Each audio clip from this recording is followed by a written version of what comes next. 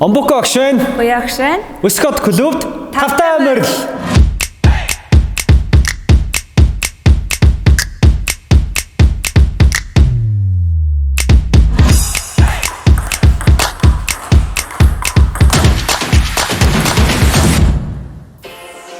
Ширээний теннисний давуу талаас ганц нэг нь дурдъя.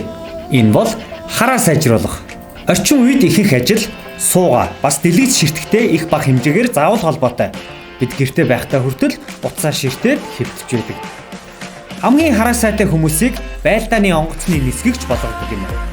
Харин тэднээс ч илүү хараа сайтай хүн нь ширээний теннисний дэлхийн тамирчин Тимо Болл юм байна гэдгийг доктор Вернер Яндгох баталжээ.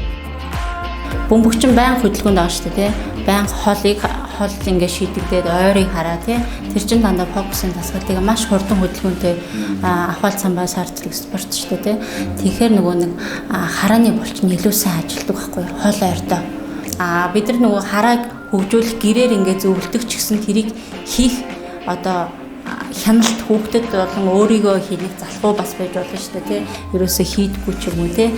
Тэгээ илүү сонирхолтой байдлаар цагийг чөлөөтэй зугаатай өнгөрүүлэг тэгээ бас нүдэндээ хараага хамгаалах тийм нөхцөл нь одоо нөгөө теннис илүү үр дүнтэй байдаг байхгүй. Тийм учраас теннисийг ер нь бол илүү их зөвлөдөг да.